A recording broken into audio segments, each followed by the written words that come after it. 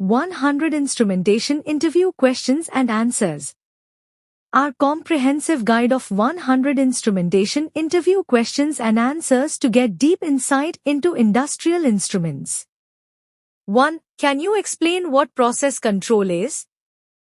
Process control is a statistics and engineering discipline that deals with architectures, mechanisms, and algorithms for maintaining the output of a specific process within a desired range. 2. What is the purpose of a PID controller? A PID controller is used to control a process by continuously adjusting the control inputs in order to minimize the difference between the desired setpoint and the measured process variable. 3. Can you describe the working principle of a thermocouple? A thermocouple works on the principle of the Seebeck effect. It generates a voltage when its junction of two different metals is heated or cooled. 4. What is the difference between PLC and DCS? PLC, Programmable Logic Controller, is ideal for discrete control tasks, while DCS, Distributed Control System, is designed for process control tasks. PLCs are used in applications that require robustness, simplicity, and a lower cost. DCSs are preferred for complex control processes where coordination between various processes is necessary. 5. Can you explain what instrumentation? Amplifiers, INAMs, are used for. Instrumentation amplifiers are used where great accuracy and stability of the circuit are required. They are used to amplify very low-level signals, reject noise, and also provide a high degree of isolation. 6. What is a 4-20 mass signal and why is it widely used in industrial control systems? A 4-20 mass signal is a type of electrical current loop used in control systems. It is preferred because it can overcome the resistance of the line, is less susceptible to noise, and can provide a live zero signal, where 4 mA represents the lowest measurable value, and zero current indicates a fault.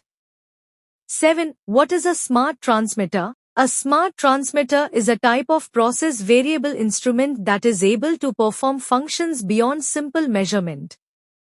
These include diagnostic functions, digital communication, and the ability to be configured for different parameters. 8. Can you explain the working of a flow meter? Flow meters measure the rate or quantity of a moving fluid. The working principle depends on the type of flow meter.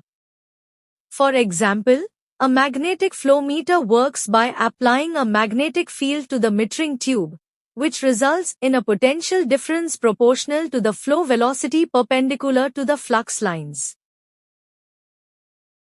9. What is the difference between a solenoid valve and a motor-operated valve? Solenoid valves are electrically controlled valves that typically handle smaller flow rates and are best for applications requiring fast opening and closing.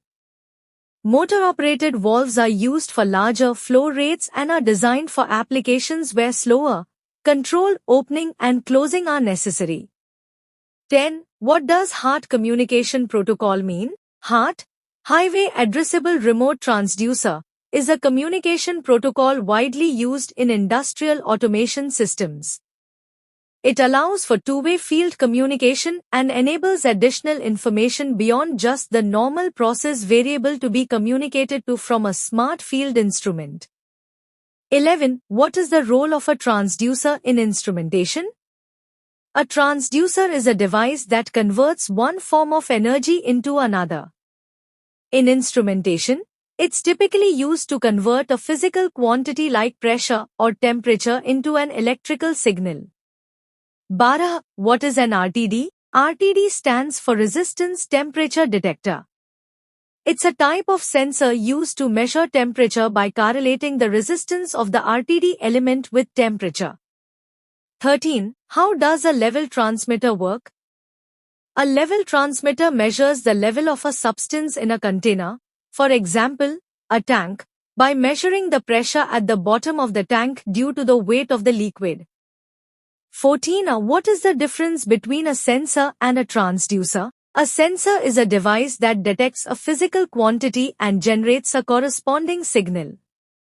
A transducer, on the other hand, converts one form of energy into another. In some cases, a sensor can be a type of transducer, but not all transducers are sensors. 15. How does a pressure transmitter work? A pressure transmitter works by measuring the force that fluid or gas exerts on a sensor element in the transmitter and converting that measurement into an electronic signal that can be read and interpreted.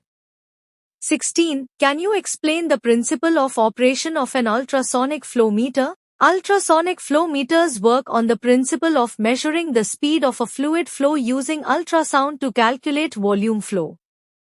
They use a set of transducers that emit and receive ultrasonic waves.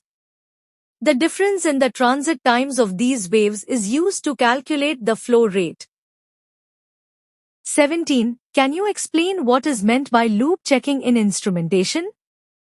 Loop checking in instrumentation is a process where the performance and connections of control loops are verified. It's performed to ensure that the control loop is functioning correctly before the process is started.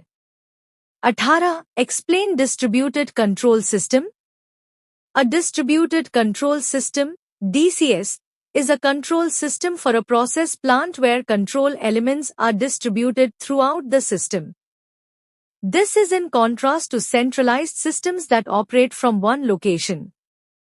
19. What is the purpose of an orifice in a pipeline? An orifice in a pipeline is used to change the fluid flow characteristics, typically to reduce pressure, restrict flow, or measure flow velocity.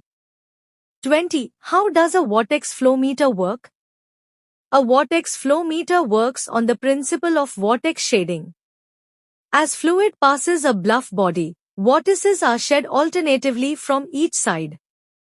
The frequency of these vortices is proportional to the velocity of the fluid, and thus the flow rate can be calculated.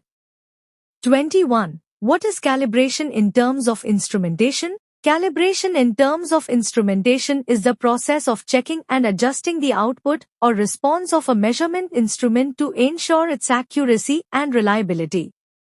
It's typically done by comparing the instrument's output with a known standard. 22. What is the difference between intrinsic safety and explosion proof? Intrinsic safety refers to equipment and wiring that is inherently safe. In other words, in an explosive atmosphere, it is incapable of causing an explosion. On the other hand, explosion-proof equipment is designed to prevent an internal spark or explosion from causing a much larger blast. 23. How does a pneumatic control valve work? A pneumatic control valve works by converting an electrical signal into a pneumatic signal, air pressure. This air pressure is then used to actuate the valve and control the flow of a process fluid. 24. What are control valve actuators and what are the different types? Control valve actuators are devices that move or control the valve's closure member.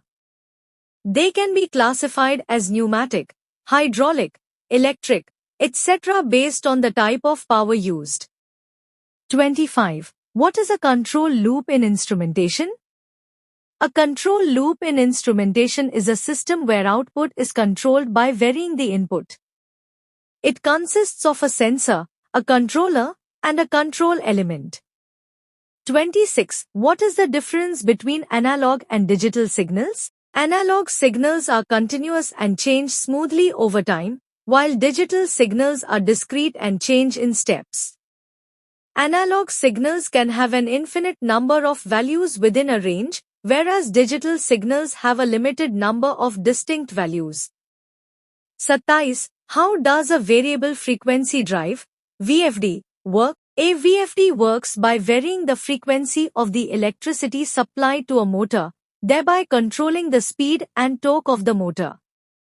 It converts the incoming AC voltage to DC, and then back to a quasi-sinusoidal AC voltage, with the ability to vary the frequency and voltage. 28. How does a strain gauge work? A strain gauge works on the principle that the electrical resistance of a wire changes proportionally with its strain within the elastic limit. When a load is applied, the resulting strain deforms the gauge and changes its electrical resistance. 29. What is SCADA and what is it used for? SCADA stands for Supervisory Control and Data Acquisition. It's a type of industrial control system used for gathering and analyzing real-time data, controlling industrial processes locally or at remote locations, and directly interfacing with devices such as sensors, valves, pumps, motors, and more. 30. How does a capacitive level sensor work? A capacitive level sensor works by measuring the change in capacitance caused by the change in the level of a substance. As the level changes, the dielectric constant between the sensor and the substance changes, which in turn changes the capacitance. 31.